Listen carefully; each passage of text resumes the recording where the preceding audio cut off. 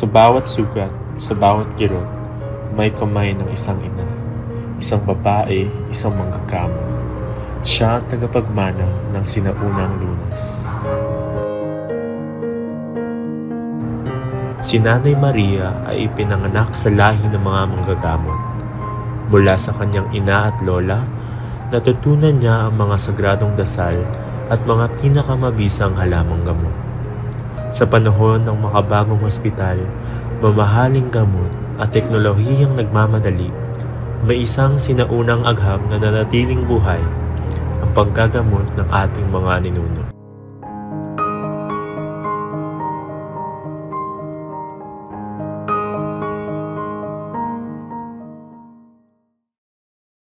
Tara sa Commu! Ating pag-uusapan ang mga halaman na ginagamit sa panggagamot. Kasama natin si Nanay Maria o ang tinatawag na healer o manggagamot sa komunidad ng mga Aita. Ilang taon na po ba kayo? 59. Tanong ko lang po kung saan po kayo lumaki at paano po kayo nagsimula ng manggagamot? Sa Flora po kami nanggaling dati.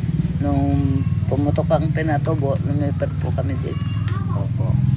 Naging importante po ba ang pagturo sa inyo ng mga halaman po sa paggagamot ng... Opo. Opo. May ano po sa tingin niyo yung parang pinaka nagamit niyo po? Ito po, yung tinawag nila pong ilang-ilang, at saka bayabas, at saka yung natutunan na lang namin po bago itong para sa dengue. Sino po nagturo sa inyo? Din namin po ito, ma'am, sir, siyempre naririnig namin sa Kaya po, sinubukan din namin sa mga na-dengue. Kaya ganyan po kami natuto ng ganito. Parang niyo po talaga, tinrahin niyo na po talaga. Opo. Nanay, noong nagsisimula po kayo sa mga halaman sa paggagamot, sino po nagturo sa inyo? Magulang ko po at saka kapatid kong panganay. Paano po nila itinuro sa inyo? Minana po nila sa kanilang mga magulang. Ano pong sa tingin niyo yung pinakamalakas po mag-isa na halaman sa paggagamot? Ako po, nasubukan ko na rin po yung sambong, kaya po wala lang po dito. Okay. Nagkabato po ako sa bato. Pero ngayon po... Tanaray ko po ininom 1 buwan o 2 buwan. Pagbalik ko po, wala na po. Wala na yung bato ko sa bato. Mabisa po sa bato. Opo. Ngayon po na Sa mga mata ng ilan, ito ay lumang paraan. Ngunit sa kanilang komunidad, ito ay pamana, isang hindi matatawarang yaman ng kababaihan.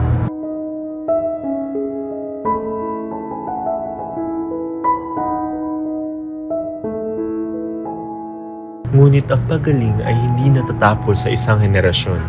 Sa bawat bagong kamay na handang matuto, may buhay na muling isisilang. Ang tunay na kaalaman ay hindi dapat mawala. Ang agham ng ating ninuno ay hindi kalaban ng modernong medisina, kundi katuwang nito.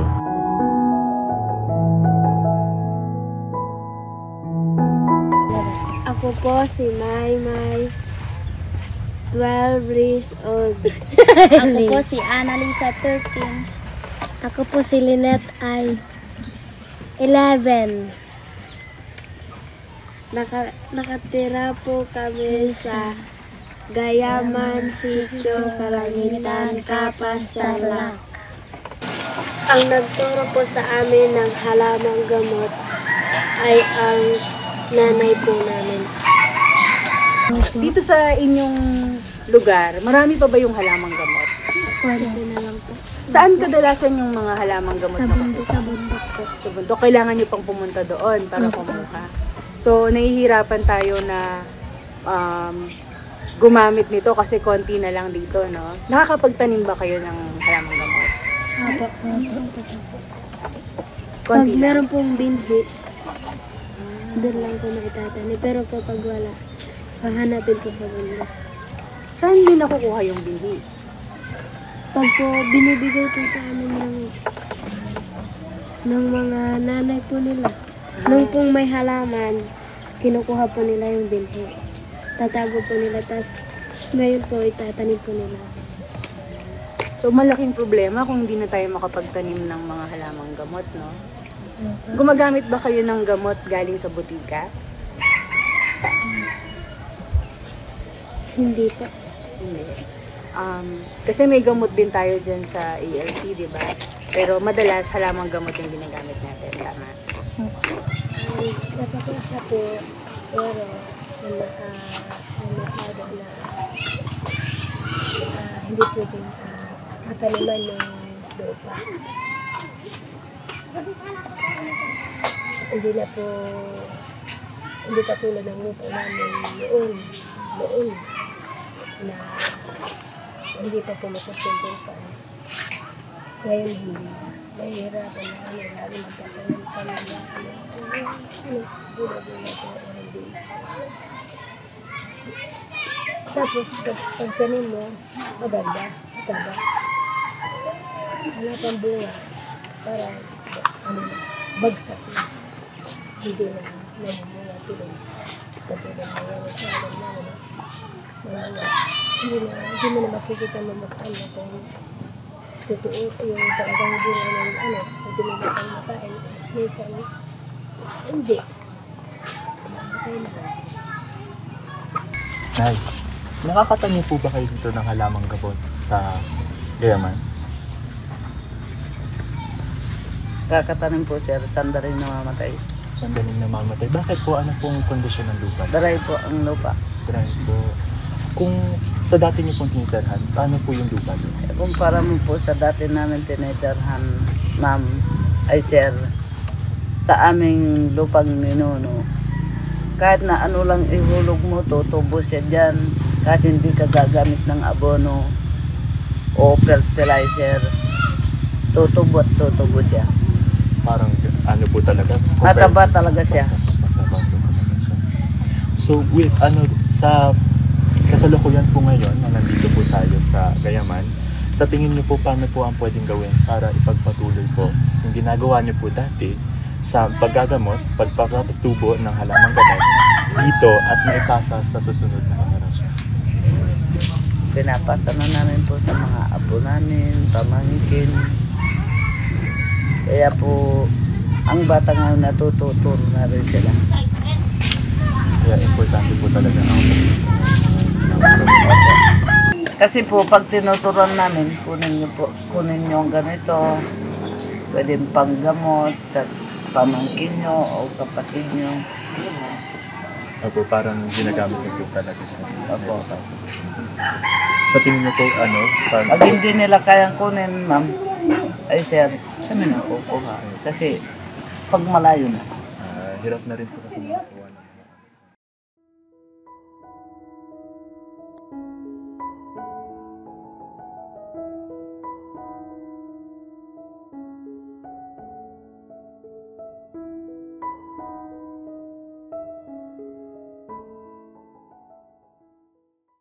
Nanay, ano naman pong nararamdaman niyo tungkol sa mga medisina na nabibili po sa botika? Minsan po, pag hindi po, ng sakit mo, apektado po din po ang bato mo sa pag hindi, So, Kaya mabuti po yung herbal talaga muna. matry po talaga sa herbal po Opo. muna. No? Ano pong siguro importante sa buhay niyo po? Ang herbal po o yung mga botika na bibili sa niyo? Herbal po. Lalo na po ako, nasubukan ko na po nagkasakit sa bato. Opo. Herbal pa rin po Herbal ako. pa rin. Pero Nay, paano po yan kung ngayon po nahihirapan po tayo kumuha sa bundok? Ano pong mas hindi po kaya natin makuha agad? Ano pong mas accessible po sa atin na gamot? Yung dala nila, sir. Yung dala po. Opo.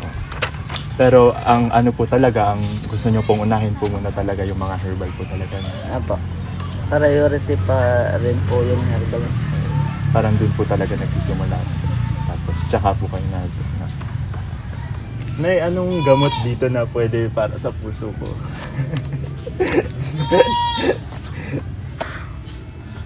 Meron po, kaya lang mahirap kunin. Mahirap kunin. Ano po bang gagawin na? Ang gawin po, ligaw. Ligaw. Paano po ba ako magligaw na? Nasa sayo lang. Nasa sa'yo lang po. Kayo po ba, paano po kayo niligawan? Siyempre po, niligawan po ako ng Tatay Nelson. Ay, ang sweet naman ni nanay at ni tatay. Kaya lang po, halos 5 taon. 5 taon. Grabe ang ano ni tatay. No?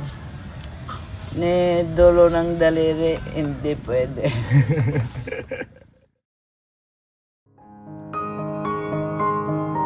Ang babae ay hindi lang ina, asawa o anak. Siya rin ay tagapagpagaling, tagapagturo, tagapag-ingat ng ating nakaraan at kinabukasan. At sa bawat kamay na handang maghilom, hindi kailanman mamamatay ang sining ng paggagamot.